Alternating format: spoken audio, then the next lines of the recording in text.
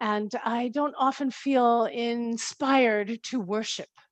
But if, like me, you believe in the wisdom of nature, and when you distill down to your soul, you trust the flow of that wisdom. And so somehow you believe, even though these are difficult times, it is part of the flow of a greater natural wisdom, then you have come to the right place. Because here we tend to our hearts and our souls and find peace in shared community, albeit virtual. I'm Reverend Judith Laxer, and I'm honored that you have chosen to spend an hour or so of your time here with me in this community. So before we go any further, I'm going to ask you, if you haven't already subscribe to our YouTube channel, then please do, because the more people, the more actual subscribers we have, the more we rise in their algorithms, and then and more people will see the message that we put out there in the world. So if you haven't done that already, please take a moment and do that and subscribe to our channel. So we always get the energy going with a song. And so we're going to do that again, as we always do. And this song I found, or was gifted to me on a cassette tape. Remember those? A million years ago. And it was this compilation of different goddess songs. And this one was by Aradia of Needfire.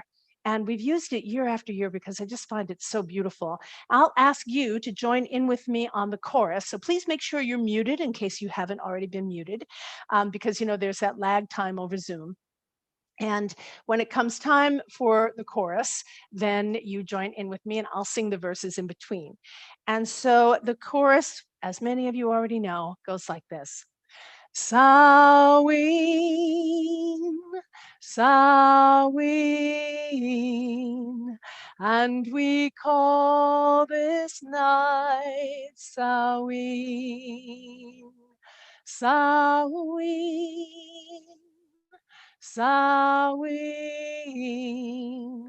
call this magic night Samhain. And I realized I wanted to start out by saying that, this is a time of Samhain, and it's pronounced lots of different ways, or three different ways actually: Samhain, Samhain, and Samhain. And I believe it's in Wales that they pronounce it Samhain. So we are singing it in a rather Welsh way. Okay, so I'm going to start the verses, and you join in with me on the chorus. And it goes like this. Actually, let me take my rings off, and I'm going to start the drum. Here we go.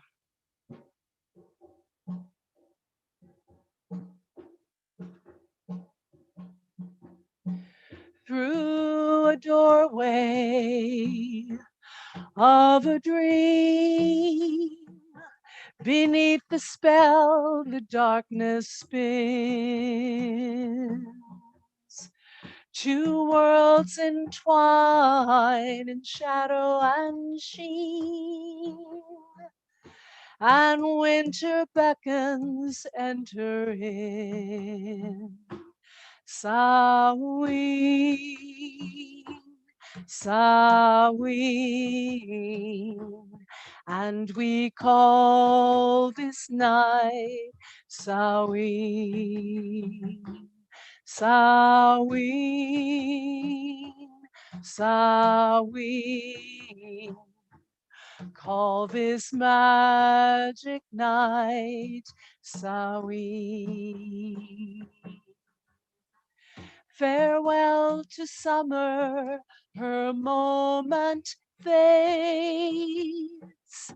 She sinks to silence and to sleep. Too late the wind cries, too late, too late. A father sighs, a mother weeps. Samhain, Samhain,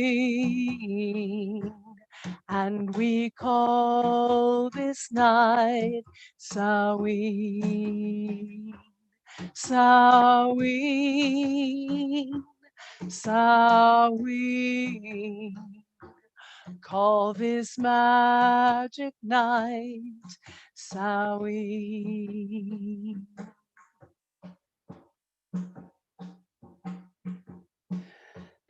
excuse me. Through the pines, the wind blows cold. A mournful moon hangs pale and white. We raise our wine to the wandering souls who walk along with us tonight.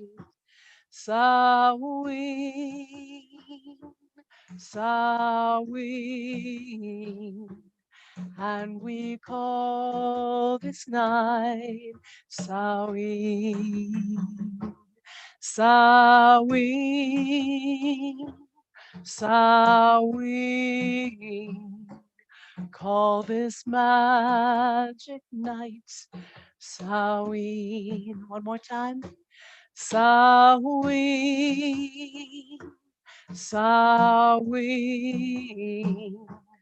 and we call this night Samhain, Samhain, Samhain. Call this magic night Samhain.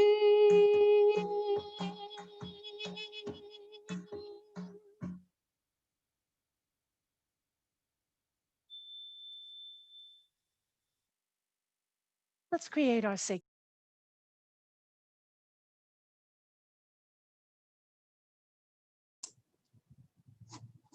Judith, I'm sorry. I thought you said after the song.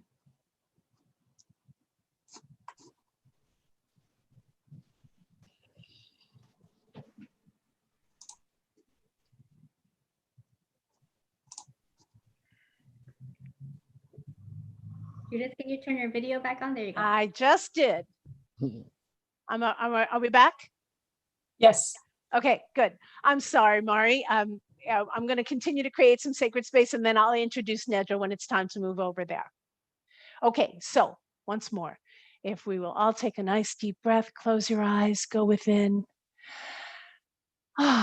Let's just take a moment now and call all the pieces and parts of us home. So any part of you that is frazzled by technology, late in coming to this moment, distracted by any of the madness going on in the world, projected into your future, stuck into your past, any part of you that's anywhere other than right here and right now, gently ask all those pieces and parts to come home so you can be fully present now.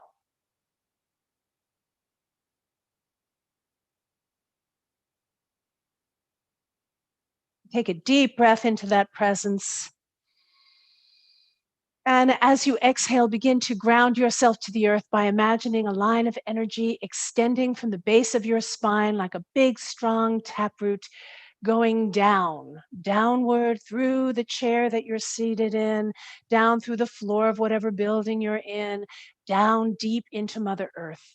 Feel as she opens to receive your taproot and send it down with your breath in your imagination, stronger and deeper, and dropping that energy deep into our beautiful Mother Earth. Feel as that taproot burrows down past the soil and the rocks and the critters and the stones and the bones. And when it gets to that bottom level where you feel grounded, send out smaller little roots, reaching out and grabbing hold. Breathe life into them now.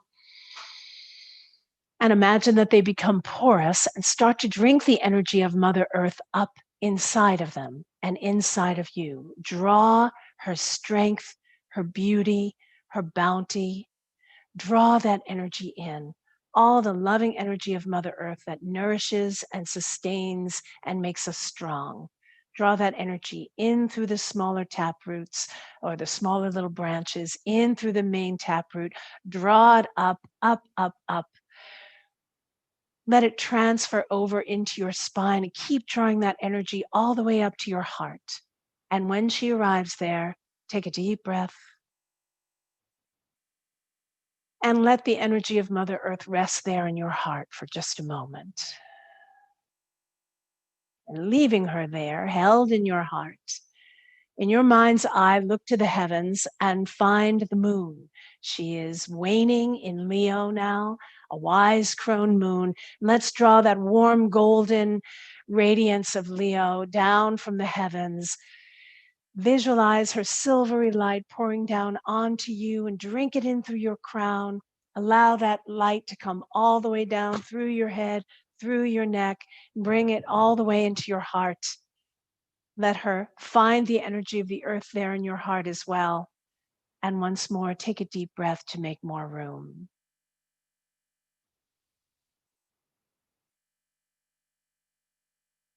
Now, leaving the earth and the moon there in your heart, look to the heavens once more and find the sun. He is in Libra, balanced and diplomatic and beautiful. We might not see him behind the clouds here in the rainy northwest today, but he's out there. And so draw down the golden radiance of the sun, warming, protective, and strengthening. And imagine that that golden light pours in through your crown and he makes his way into your heart as well. And once more, breathe deeply when he arrives. Good. Now, all three cosmic energies of Earth, Sun, and Moon reside there in your heart. And in a moment, I'm going to ask us all to take a big, deep breath collectively together. And when we exhale, use the power of your exhalation to push these three energies straight forward from your heart, outside your body, and imagine it swirling all around you. But not only all around you, but around all of us, wherever we are. We're going to cast our net out with this big, beautiful, energetic circle. So here we go. Deep breath.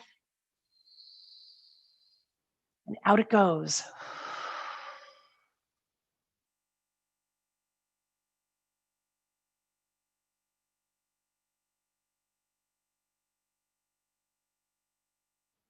In this way, we say we have stepped between the worlds.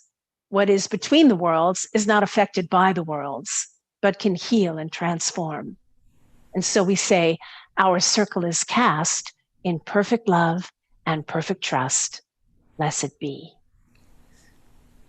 All right, now we'll go over to Nedra. She'll sing in the directions for us. We can sing along with her as long as we're muted. We'll start by calling in the element of the earth from the north. Spirits of the earth, carry me.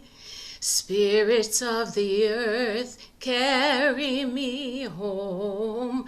Spirits of the earth, carry me home to my heart. And to the element of air in the east. Spirits of the air, carry me. Spirits of the air, carry me home. Spirits of the air, carry me home to my heart. And to the element of fire in the south. Spirits of the fire, carry me. Spirits of the fire, carry me home. Spirits of the fire, carry me home to my heart.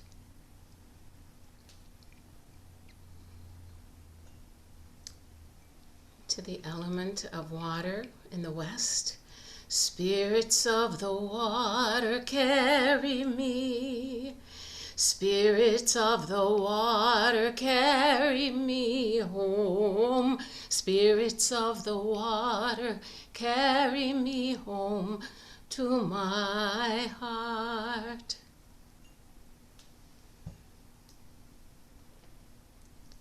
And to the spirits of the center. Spirits of the center, carry me. Spirits of the center, carry me home. Spirits of the center, carry me home to my heart.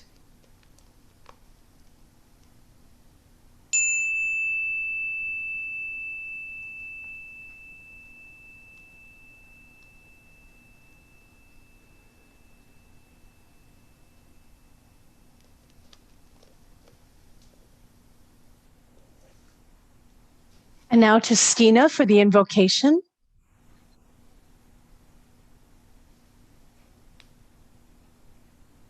Great Mother Goddess, giver of all life, be with us. You who provide us with all our earthly needs, be with us. Grim Reaper, collector of souls, be with us. Ancestors on the other side, be with us. You who are our beloved dead, be with us. As autumn deepens to winter, be with us. To contemplate death on the life cycle gently and in safety, be with us. To turn toward this great mystery with reverence, be with us. To prepare our hearts and souls for the holy night of Samhain, be with us. We gather on this fine day to be in your presence. Be with us. Blessed be. Blessed be. Thank you, Stina. How are we doing? Is that good? Yeah, I think we're good. All right, we're ready to start the podcast? Okay. Hello, my friends. Here we are again. All right, so I called the service today The Other Side. And I wanted to talk about the season, the sacred holy day of Samhain, and the other side, the realm of our beloved dead. So we'll start with Samhain in the natural world. The word Samhain actually means summer's end. And, even when we get to Mabon and we know that it's the height of autumn, it's still sometimes we have beautiful warm weather and sunny days. But by the time we get to Samhain, we know pretty much summer is over. So it is indeed summer's end. And on the wheel of the year, we know that that holds the polarity to Beltane. So Beltane is the time of life and fruition and flowering. Well, not quite fruition yet, but life and growth, and it's sensual and sexual and so alive and beautiful. And on the opposite end of the wheel here, approaching Samhain, now is the time of fruition and harvest, and we turn toward the deeper mysteries of death and darkness. Samhain is the threshold to the season of winter. So we know the cross-quarter days on the wheel are actually the beginning of each new season. And so while people in our times will say that Yule is actually the beginning of winter, smart pagans like us, we know that winter actually begins at Samhain. And so it ushers in the darkest eighth of the year, because during these next 6 weeks, or during the 6 weeks from Samhain until Yule, the days are still growing shorter and the nights are still growing longer. So we have the maximum amount of darkness at this particular point in time. Also, what happens now, as we know, is that the energy drops from out there, up and out of growth and flowering. It drops from up and out to in and down. Now all the energy drops all the way down into the earth. And I believe it drops into the earth in a way for safekeeping. It's a time of resting. The earth is sleeping now, and she is resting to restore, because as the cycle turns, it's going to be time for her to use that energy for growth again come spring. And now is the time for rest and reflection. And those of us who follow nature in our spiritual practice, this would be the time for us to do the same. I know I say this every year, as we go into the dark half of the year, we should be less engaged with activity and more restful. There's a reason why the nights are longer now, and maybe we should get to bed a little bit earlier. And now this year with COVID pretty much hijacking our entire social lives, perhaps this year for the first time, we will actually slow down this winter. Maybe there will be less social activity and we'll be more aligned with nature this year than we've ever been. I don't know why we need something like that to happen in order for us to get on board with the wisdom, but there it is. So it is a time, and of course, it's so conducive when we have longer nights, when there is less activity and less distraction out there in the world. This is the time that brings the Hallowed evening, that time that is so conducive for that deep reflection. It brings the Hallowed evening, the holy Sabbath of Samhain.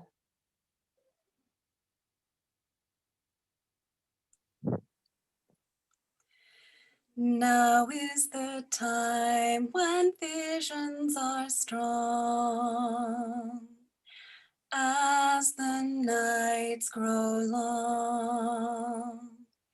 Now is the time when visions are strong, the nights grow long. Let your journey twixt the worlds begin, while the veil is thin. Now is the time when visions are strong, as the nights grow long. Now is the time when visions are strong, the nights grow long.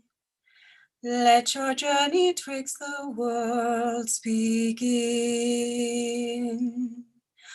while the veil is thin.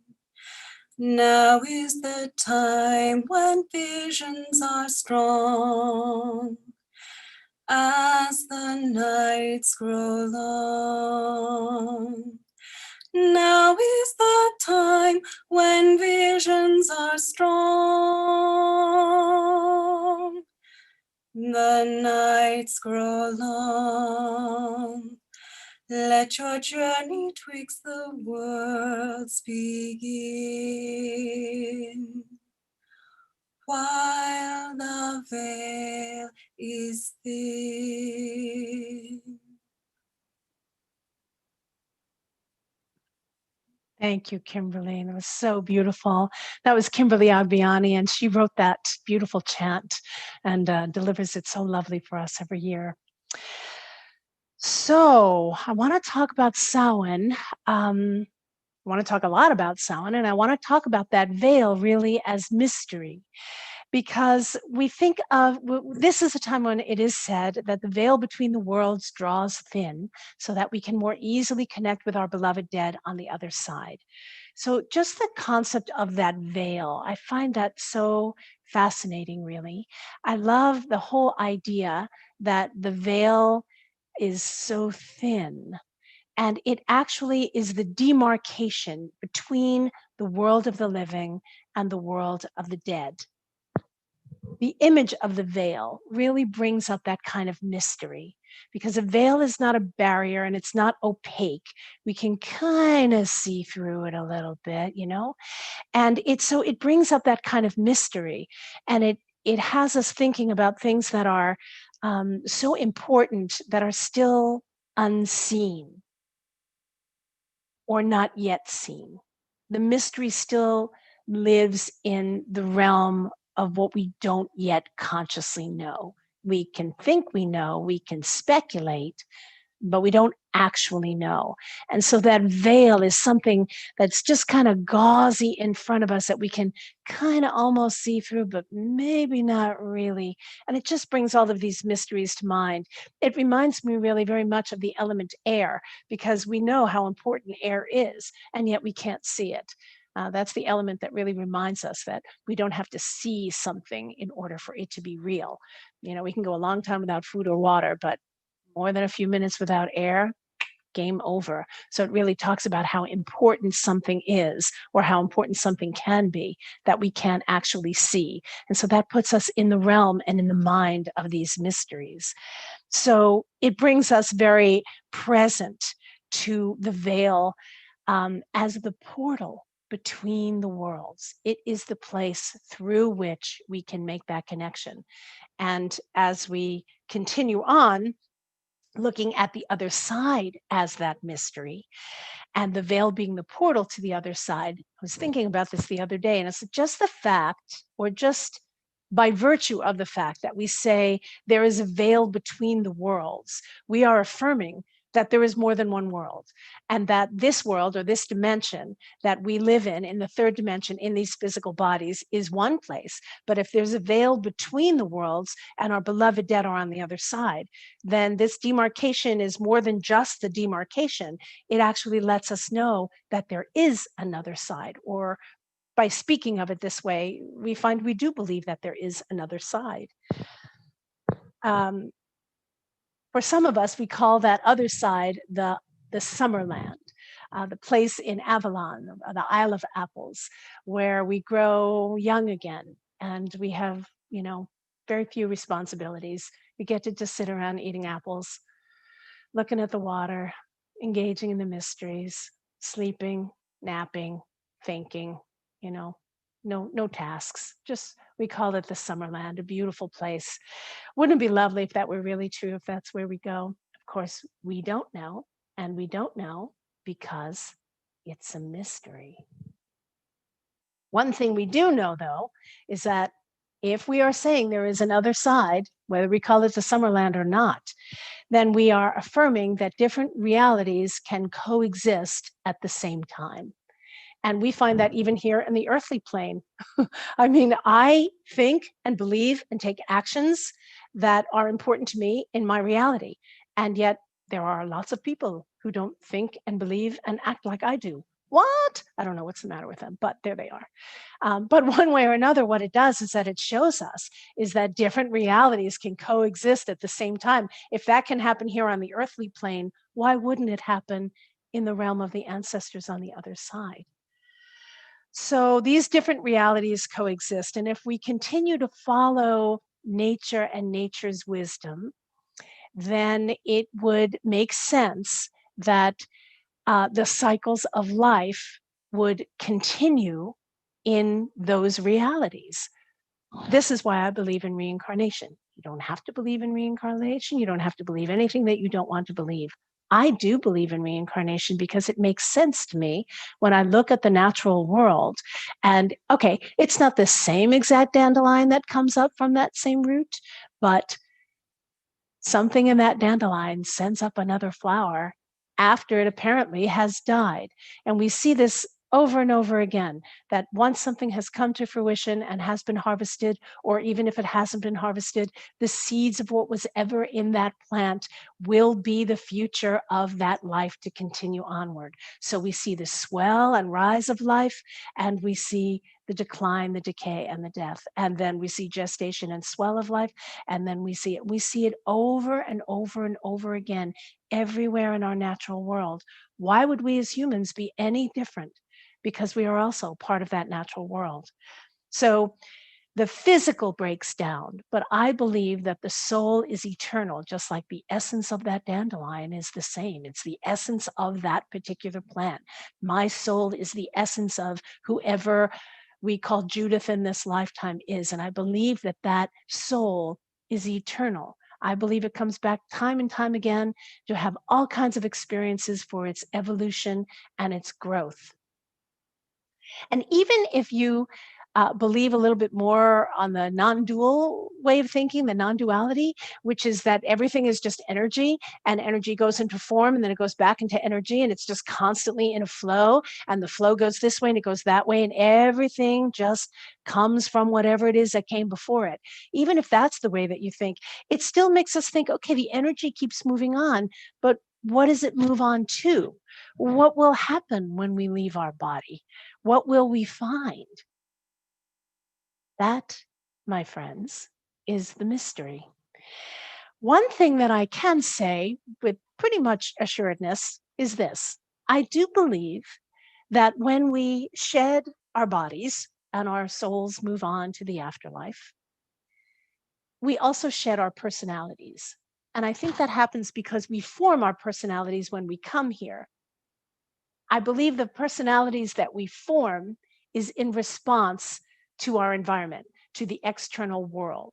And then we form a personality, and then we come to identify with that personality, and then we live our lives as if we are that personality. So like, for example, let's say we were born into a family or a situation where we were terribly abused, and we had to learn to fight for ourselves or to hide or to run. We might become a very defensive person. Our first impulse might be to defend ourselves, no matter what's going on, because that's what we learned. That becomes part of our personality because it was in response to some stimulus early on when we were forming who we were. On the other end of that spectrum, we can say, what if we came in with a silver spoon in our mouth? We had everything done for us, never had to work hard or make any sort of effort. Well, we might end up becoming a rather narcissistic person who's an elitist. You know, in response, that is a personality that is formed by what we encounter here in the third dimension and the earthly plane. But I believe when our souls leave the cage of our bodies and off we go, then we also drop our personalities and we go back to the essence of soul and spirit, which I think in many ways is very wise and also very neutral. Doesn't have to comply with anything. It doesn't have to try to please anybody or get along. I think the personality is what we develop in part as a coping mechanism and a survival tactic here in the third dimension. And the reason why I'm bringing all of this up is because as we approach Samhain, and if we want to be connecting with our beloved dead on the other side, sometimes the beloved dead were not all that nice to us when they were here. We didn't have that good of a relationship. And so why would we want to connect with them on the other side? You know, we might be relieved that they're gone or that we no longer have to grapple with whatever took place in that relationship. But if you consider that whoever that person was here and however they interacted with you was in part coming from their personality, which is what they had to form in order to survive here, if that's gone and they've gone back to pure spirit, you would have a different relationship with them now that they are among your beloved dead. And I think that's really good to consider, especially if it's someone that you did not have a good experience with in this lifetime, because there can be immense amounts of healing can happen now that they're no longer in that personality. So there's just something to consider. And I think that is a good idea. The personality is temporal, like the body, and I think we shed them both when we die. So we can't reflect on those who have gone before us without somehow reflecting on our own mortality. And I think this is one of the gifts of Samhain. There are so many gifts of Samhain to honor our beloved dead and feel that deep spiritual connection again. But I think this time of the year also affords us the gift of deep reflection on our own mortality. And I think that the more we do that, gently, safely, not to become morbid, not to dwell in grief or sorrow, not to bring us into a depressed state, but because it is a great mystery that we are going to encounter. And, you know, our culture mostly does not want to think about death, that we want to avoid death at all costs. And we certainly don't prepare ourselves, or many of us do not prepare ourselves, nor our families and our children, for this great mystery. And so when someone comes around on the wheel, this is a time for us to be thinking about it. Oh yeah, there is going to come a time when I meet my death. I'm not ready for it right now, but there will come a time, ready or not, it's going to happen. And so turning toward that and recognizing and contemplating and reflecting on our own mortality in many ways is preparing us for that great mystery for whenever it arrives. So this is one of my, if not perhaps my all-time favorite story that I've ever heard, ever, anywhere. And I found it in the book called The Astrology of Fate by Liz Green years ago, like in the early 90s. I got this book. And she starts the book with this story, which takes place centuries ago, where there is a young man who works for a wealthy merchant. And his job on this one particular day is to get on his horse and ride many miles into a great big marketplace. And he has a purse filled with coins from his employer, and he is charged to go and buy fruit and meat and wine at the marketplace. And it's a beautiful day, and he gets up on his horse, and he's got the money with him, and he has a lovely couple of hours riding to the marketplace. And when he arrives, he slows his horse, and he looks around at all, it's like a festival. There's stalls and color and liveliness and so many people talking and laughing. A whole scene is going on here. And then when he turns and he looks down the center aisle, at the end of that center aisle is the Grim Reaper, and Death is looking right at him. Of course, this terrifies him. And so he backs the horse up and he turns tail and he runs off at a gallop. He has that horse galloping as hard and as fast as it can. And they ride and they run and they ride and they run for hours. He is merciless on that horse, running, terrified, scared to death, as fast as he can go. And they ride and ride all day long. And when evening comes, they finally come to this tiny little town up in the mountains. And he uses some of the coins from his employer and he procures himself a room for the night. He puts the horse in the stable. He climbs up into his room. He gets into the bed. He pulls the covers up under his chin. And finally, for the first time since he saw Death, takes a deep breath that is filled with in part exhaustion and in part relief. And when he opens his eyes, at the foot of the bed, standing there is Death. And he says to him, "How did you find me? What are you doing here?" And Death says to him, "Well, I've come to collect you. I saw you in the market earlier today, and I tried to tell you we had an appointment here tonight, but you ran before I could tell you."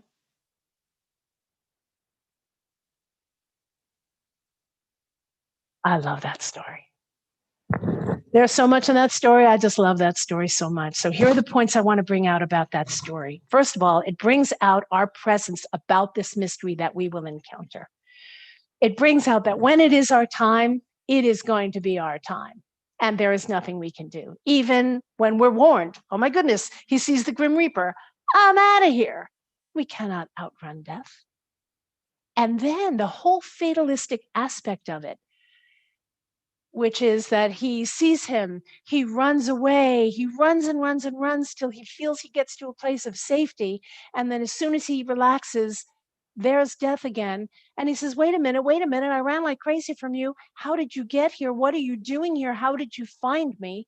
And Death doesn't say, well, I'm Death and I know everything, so I can find you no matter where you are. Death says, no, I saw you earlier and I wanted to tell you that we had an appointment here tonight, but you left before I could tell you. So it just makes us think, now what would have happened if he said, hey, Grim Reaper, there in the marketplace, got a message for me? Would he have gone to that particular town? Would he have met him later, or wouldn't he have? So it's this element of fate. And really, that all comes down to this. Death as the great mystery, as one great mystery, is inevitable. No one gets to escape it. But what we can do is prepare for it.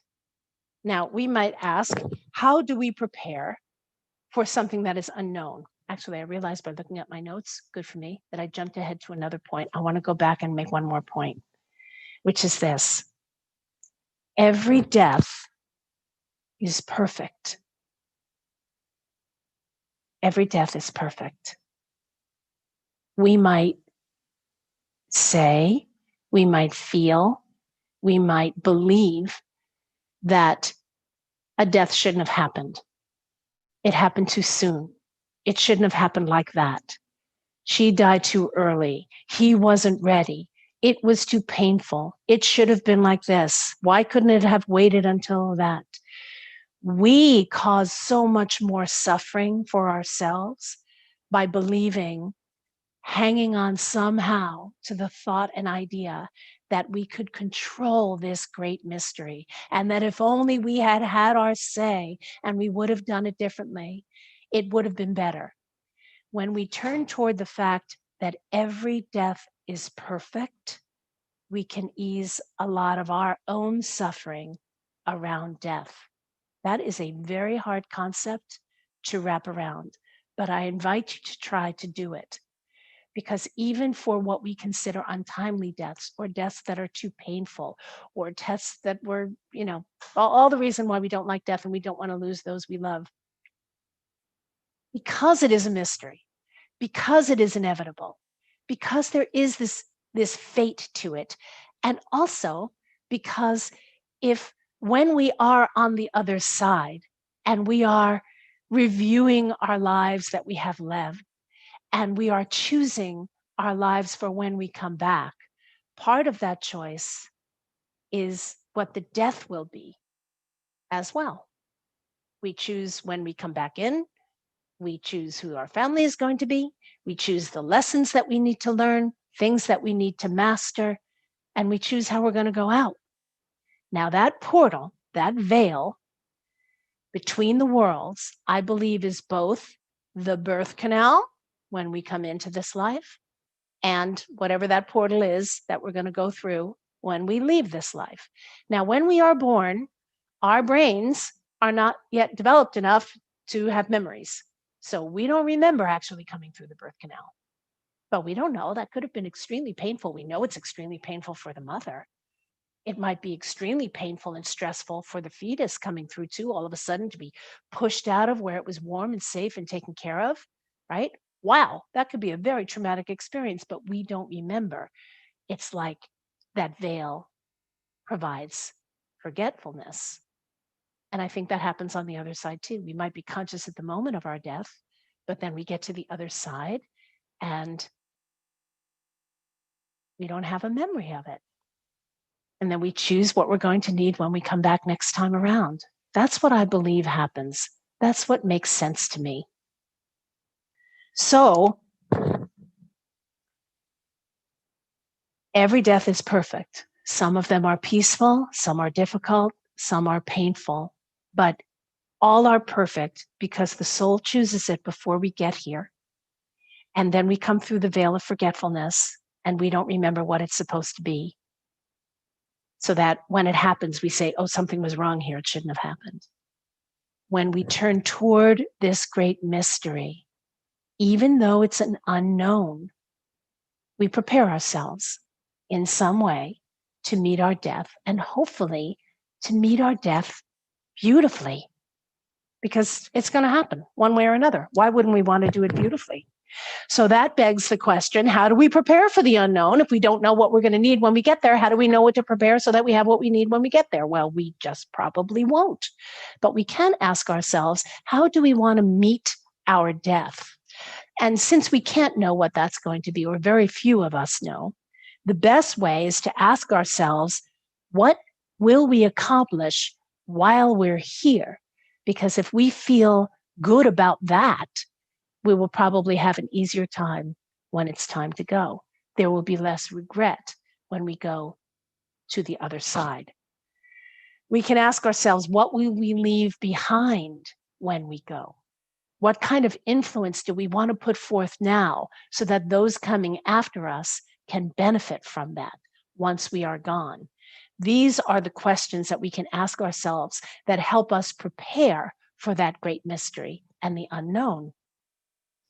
Now, whether that is the unknown about death, how we're going to die, when we're going to die, all of that, or it's just, about life during COVID, right? We're in the land of unknown right now. There's been so much unknown for months now, and we don't even know many more months it's going to be. So, but I think it's the same mechanism. We can't know. I mean, we do know what we can't do, but what can we do? We can't know when we're going to die. We cannot know when this virus is going to be. None of us know those answers. So we have to turn toward, what is it that we do know? What is it that we can do? And then put our effort there. That, I believe, is the way to prepare for the unknown.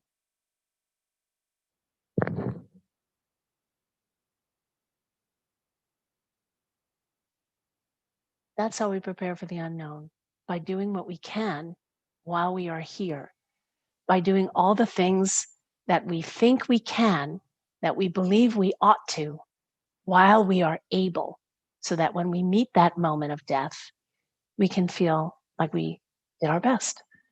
That's how we prepare. So if you would, take a moment now, close your eyes and go within. Take a nice deep breath once more. Reconnect to your grounding cord that we sent down at the beginning of the service. And if you came in after we created sacred space, go ahead and ground yourself now. Find yourself deeply rooted to our Mother Earth.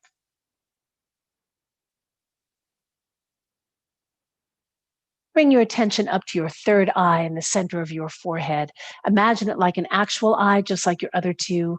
And then go ahead and open it up and look out through it into your imagination and find yourself walking safely out in nature just after the sun has completely set. The sky is deep black now. The stars are bright. The moon is on the wane. And the wind has picked up, blowing dried leaves off the trees that swirl in the air on this cool evening in deep autumn, on the threshold to winter. But you are wrapped in all your cozy clothing, so you remain warm and comfortable, which makes this walk even more pleasurable. Feels good to be out here, immersed in this particular beauty of this mysterious season. The time of Samhain approaches. And just as that thought crosses your mind, a diffuse light glowing up ahead catches your eye and your curiosity. Walk toward it. Now, you would think that the closer you get to it, the brighter it would become, or whatever is glowing would reveal itself to you in more clarity. But that's not the case. You are nearing this glow now, but the quality of it doesn't change one little bit. It's a warm glow, a light emanating, but from a source that you can't locate. And now you come to stand right in front of it. You can almost see through it. It looks as if something is going on within it, but it's all kind of blurry. No, that's not it. It's not blurry, but it's so pale, it's translucent. Light, but not form. Movement, but not distinct. And then it hits you. This is the veil. You have come to the veil between the worlds of the living and your beloved dead. The veil that's been thinning since the autumn equinox almost 3 weeks ago. This is the veil you will go through when you leave this life. The veil through which you hope to send and receive a message when Samhain arrives, because you're not ready to go through this veil just yet. It's not yet your time. So to make sure of this, turn your back to the veil now and look back the way that you have come. And you are surprised to find yourself looking back on this life, your life now, looking back at this life that you have lived so far. And you're looking at it in a very big picture kind of way, the big swaths of action and the trajectory that your life has taken. Now, with your back to the veil, look and see what you have accomplished so far and are proud of. Look for that now.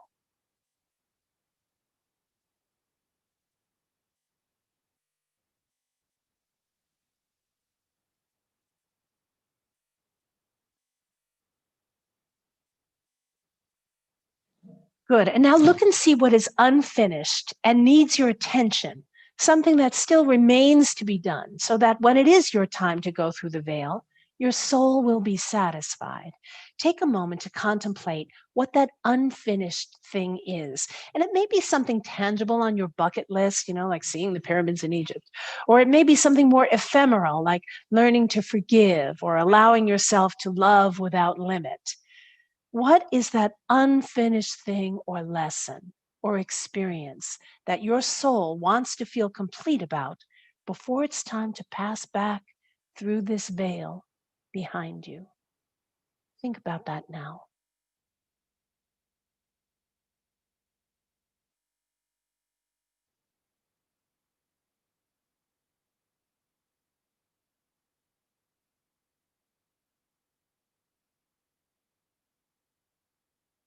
Good. Now, what you might have come up with that still needs to be done might be something really big for you. And maybe that's why it hasn't been done yet. But even big things, huge leaps, significant shifts, need a strategy. And that strategy can start by breaking it down into smaller steps. So think of it now. What small step can you take toward this unaccomplished thing? Resolve to take that one to satisfy your soul while you are still here. Now, maybe it's forgiveness. So maybe forgiving the one who hurt you the most is not that first step. Maybe you practice, forgiving the barista for making your coffee wrong or something like that. Take a moment now and think of the one step you can take, some small thing, and resolve to do it so that when it is your time to go back through the veil to the realm of your ancestors, you know that you have made the effort to do the work of your soul while you were here. Find that one step and resolve to do that now.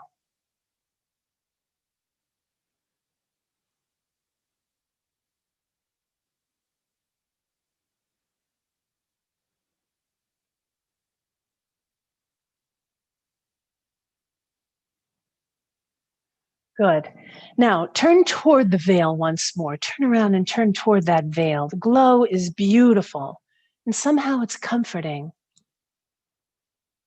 Now, there is a pocket in the coat that you are wearing. Reach into it now and find the small object that you brought with you to leave as an offering here. Maybe it's a small stone or a crystal or a dried flower petal or a coin. It doesn't matter really what it is. It's a token of your love and gratitude. And leave it on the ground here by this glowing veil, an offering. And then take a deep breath once more. And let the image of all of this fade and gently bring yourself back to present time here with me in Gaia's temple. And when you feel ready, open your eyes again.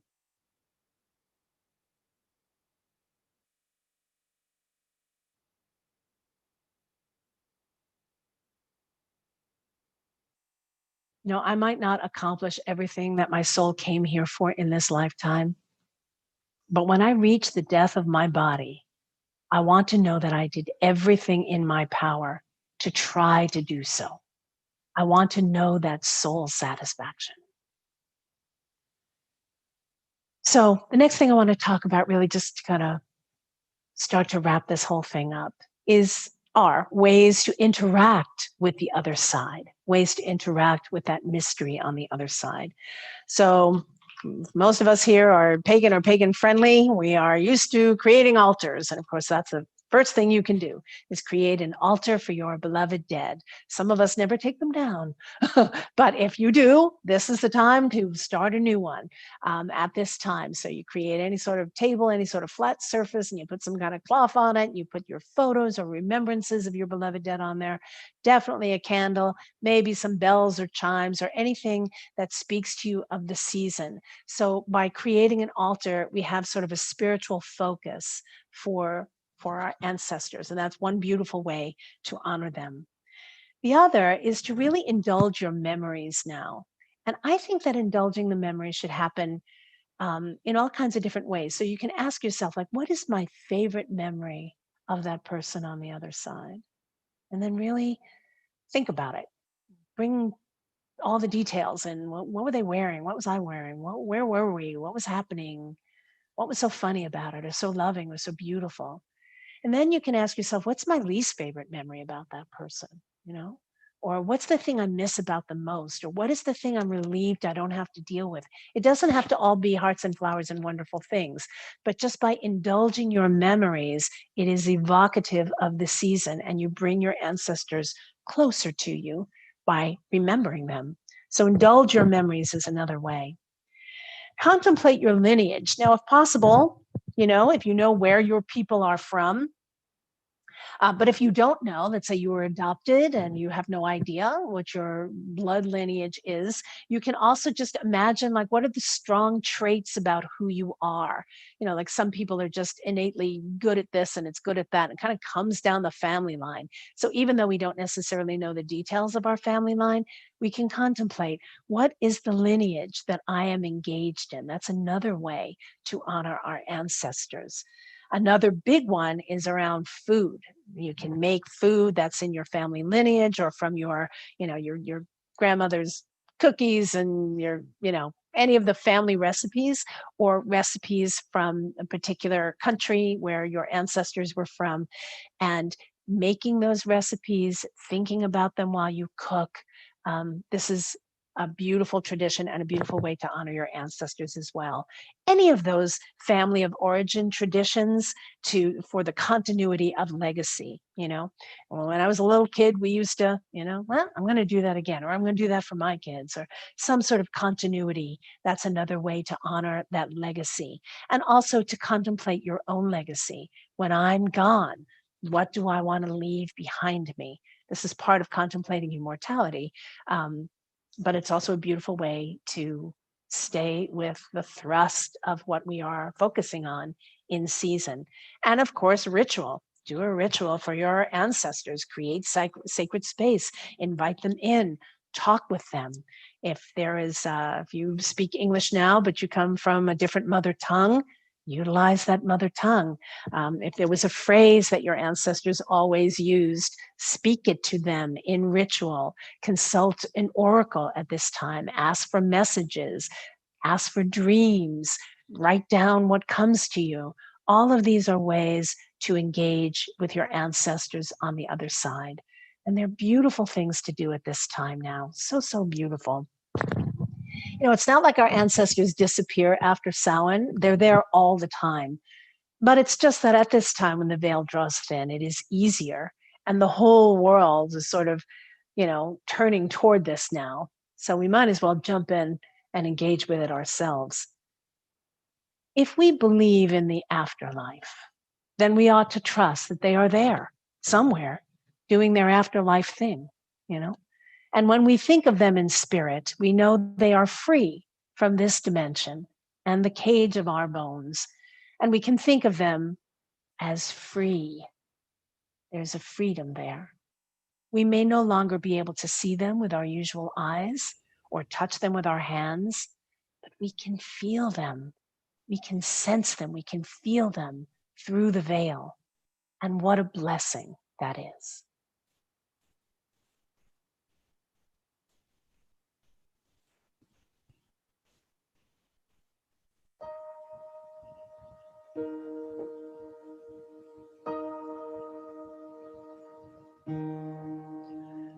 Now you belong to the summer land, no longer mine.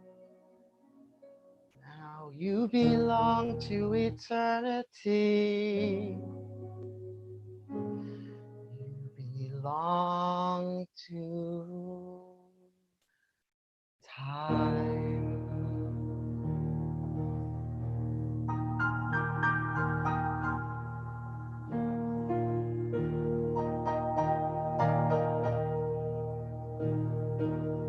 I see you smile down on me. Blessed be, blessed be. I feel your love bathing me. Blessed be, blessed be. I hear your voice call to me. Blessed be, blessed be.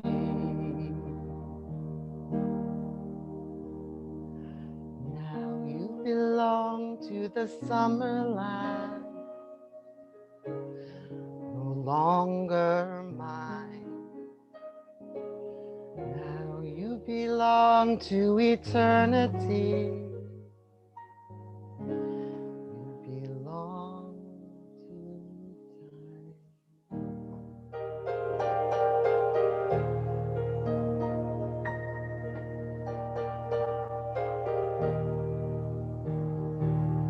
I see you smile down on me. Blessed be, blessed be. I feel your love bathing me. Blessed be, blessed be. I hear your voice pray with me.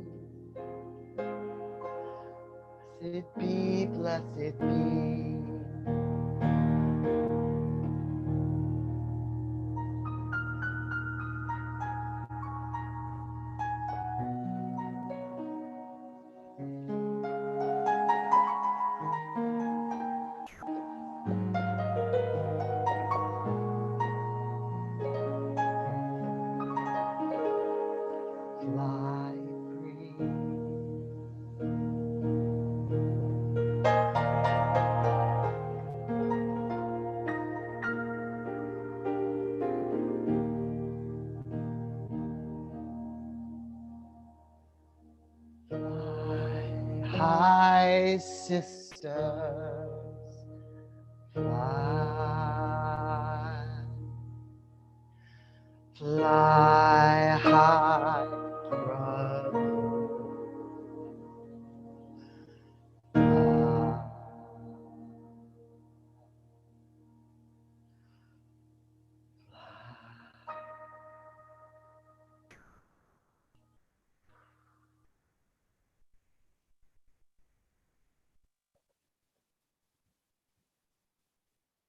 Thank you, Annie. That was beautiful. And Silverman, that was her song. Thank you so much. So, my friends, may you turn toward this mystery gently and in safety this season. May your beloved dead, who now belong to time, bless you through the veil.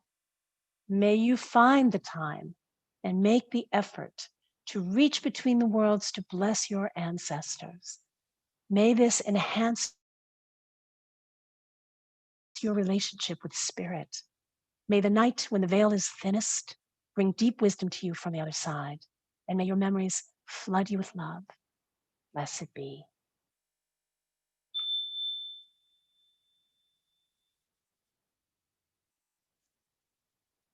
So this is the time when we open our floor for our community prayers. So I want to say a little something about this. I've been thinking about this because with all the technology and all the madness of figuring out how to do this well, not everyone wants their prayers to be public.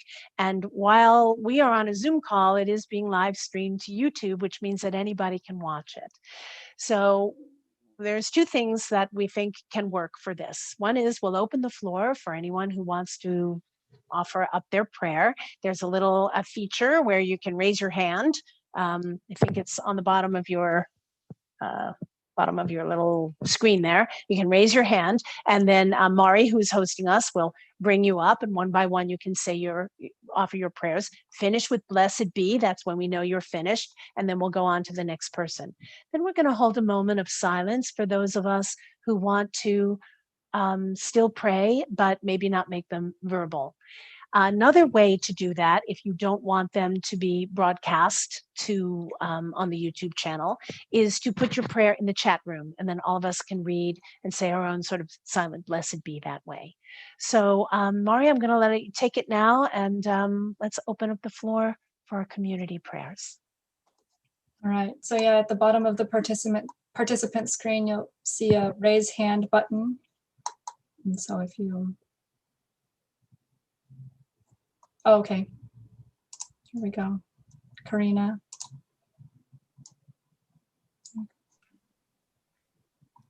Hi, everyone. So I want to say a prayer to my team. I'm a manager at Seattle Children's, and we are ending the end of our journey for my team. And we are now close to the part where we're going to be transitioning for my team so that they could start their new career journey somewhere else. And so at this time, I just want to send prayers to them that they enter this transition with courage and love from all of us, and that they have the support that they need in order to continue in that journey in whatever way that they need to at this time. And just sending them such love and gratitude for being a really great team to lead. And that I know that these next several weeks are going to be tough, but that I'm holding them all in my heart as we near the end. Blessed be. Blessed be. Blessed be. And then Steph has a prayer. Sorry. Thank you.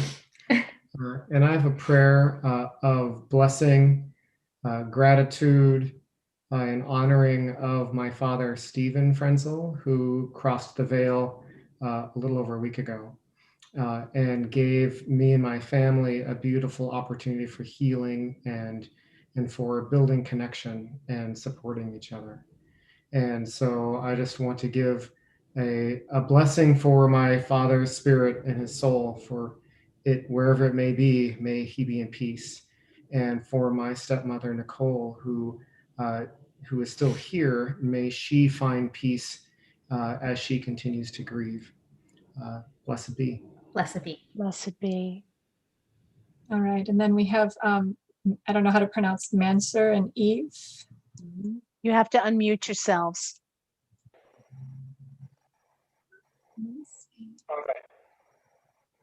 Okay. I'd like to ask for a prayer for my younger sister in her transition through cancer. It's moving a little faster than they thought it would. So I don't expect it in the next couple of months, but I don't expect her to live a year either. So I'm asking for a peaceful transition for her. Blessed be. Blessed be.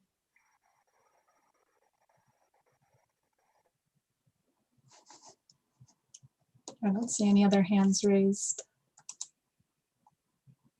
Anyone else have any other verbal prayers they'd like to make?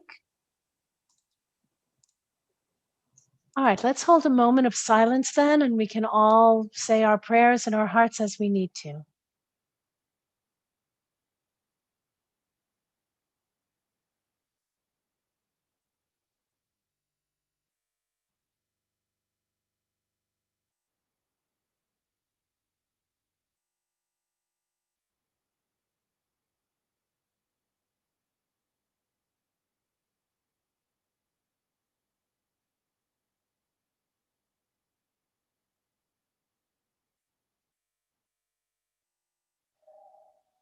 May all our prayers, spoken and unspoken, be heard and answered.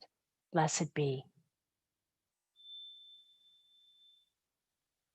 All right, so here we go.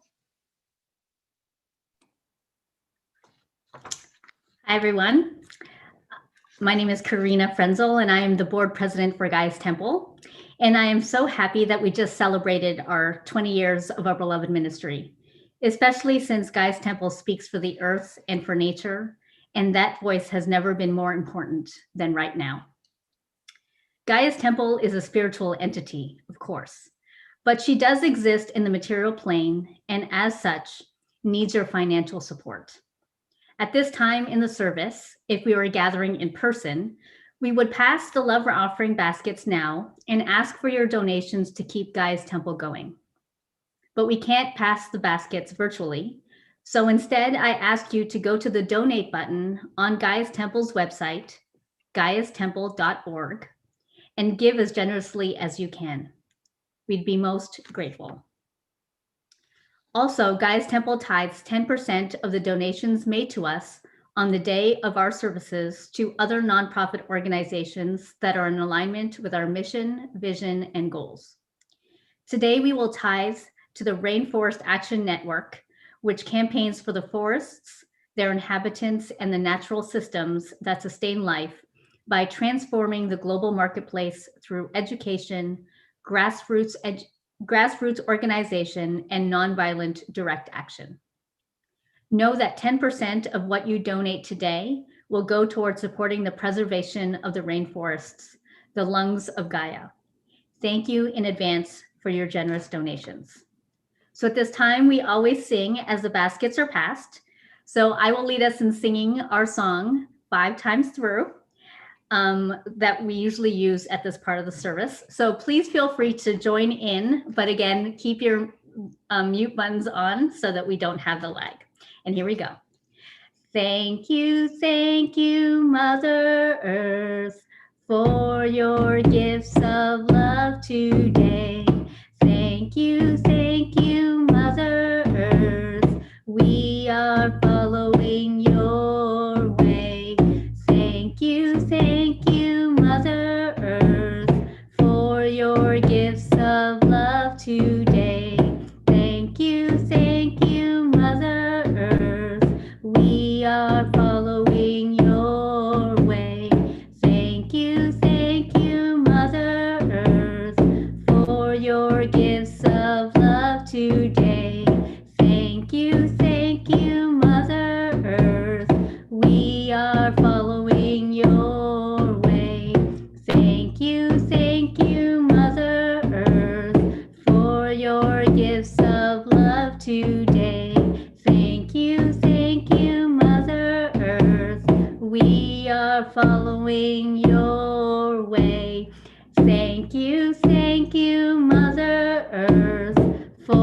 your gifts of love today. Thank you, Mother Earth. We are following your way. Oh, I don't have my dinger, so ding! I'll do it. Time. Thank you, Karina. Thank you, everyone, so much. So a few announcements, quick little announcements. The first one, of course, is that we hope you join us for our virtual Samhain ritual. We usually have our beautiful spiral dance. Of all the years not to be able to meet, falls right on a Saturday. It's a blue moon. I mean, oh my goodness. But we can't meet in person. But you know, that blue moon magic, it's going to be powerful no matter what. And we are preparing a beautiful ritual for you. So please join us. It's going to be over Zoom. We did a lot talking about how we want to do the Sabbats now during the time of COVID. And we decided that we're going to be doing our Sabbats over Zoom only, not live streaming them to YouTube, which means that you must register in order to get the Zoom link. So there's two ways to register. One is to just go to the Gaia's Temple website, go to PayPal, donate something and put in the notes Samhain ritual. And then we'll have a record and we'll be able to send you that Zoom invite. Or you can go to the events page and click on the registration right there, and it will automatically send me a message that you have registered. But if we don't know that you have registered, then I can't send you the Zoom link and then you can't participate. So please make sure to do that. And I will check and check and check again. And then just before the ceremony, I will check my email. So if for some reason I didn't get it, or you don't have the Zoom link by like a quarter of or 6:30 on that night, let's say, because it starts at 7, then email me and I'll check my email again and make sure that you get it. This way, hopefully we'll include everyone. It's going to be a beautiful ritual, I think, and I hope you join us. So please do. That was the first thing. The second thing is, we also decided that we're going to be selling our wreaths again this year. We're going to just do it once. Usually we sell holiday wreaths at the November and the December service. Instead, we're going to be making and selling our wreaths on November 22nd, which is the Sunday before Thanksgiving. And since we're not meeting at the church, we'll be selling them out of the parking lot by my Green Lake office. So if you haven't already signed on to the Gaia's Temple newsletter list, you can do that on the Gaia's Temple website, and then you'll get all the information and be able to place your orders in plenty enough time.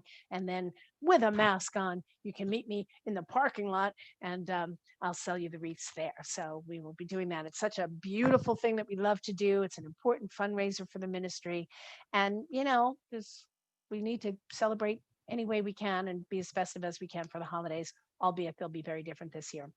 And of course, the last thing that I want to make sure that I say is that I really hope and pray that every one of you who is an American citizen is going to vote in this election. It is so important, perhaps more important now, that everyone cast the vote. The other thing that I want to say about that is I know, like I said, all kinds of realities coexist, right? People believe all kinds of things everywhere. What I'd like to suggest and what I'd like to request is that we look long-term, bigger eyes, bigger vision. We might not be able to get exactly what we want, the candidate that we would have preferred, the new system that we hope will come into play right here, right now. Sometimes there are times when we have to mitigate the damage and stop the bleeding, before we can actually create the health that we want.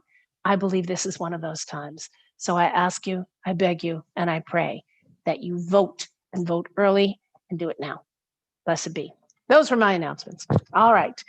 So we have lots of thanks to offer today. As always, I want to thank Mari Budlong for hosting us and handling all the technological madness. Mari, I love you already.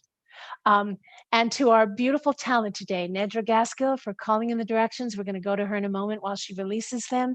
Kimberly Agbayani for her beautiful chant. Annie Silverman for that gorgeous song, Fly Free.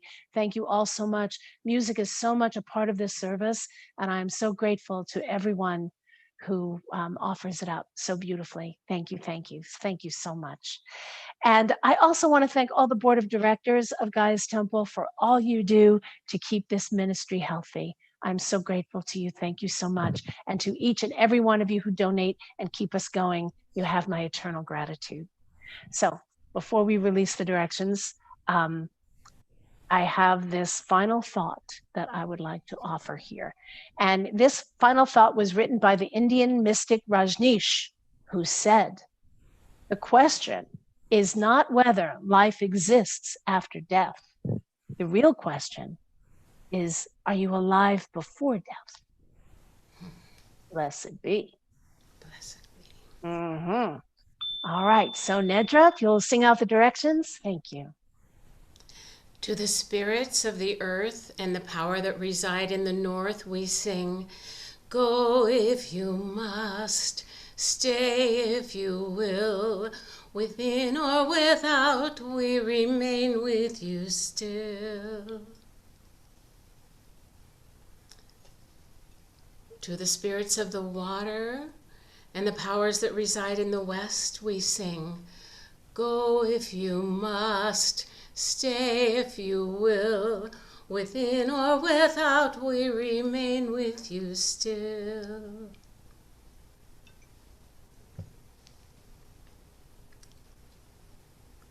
To the spirits of the fire and the powers that reside in the south, we sing, go if you must, stay if you will, within or without, we remain with you still.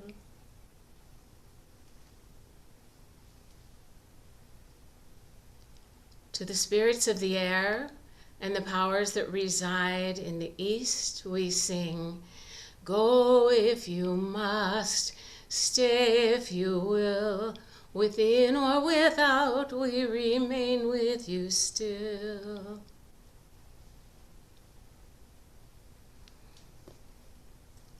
And to the spirits of the center, we sing, go if you must, stay if you will, within or without, we remain with you still.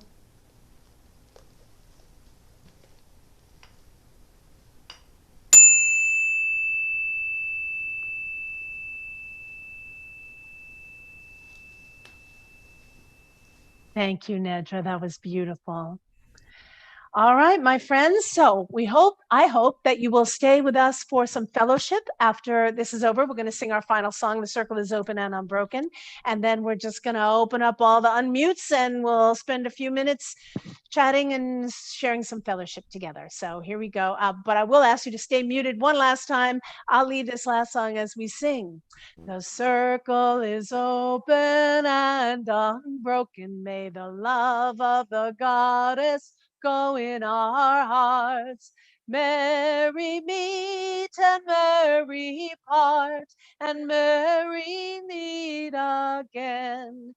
Blessed be, blessed be, blessed be. Thank you so much for joining us. Thank you. Blessed be.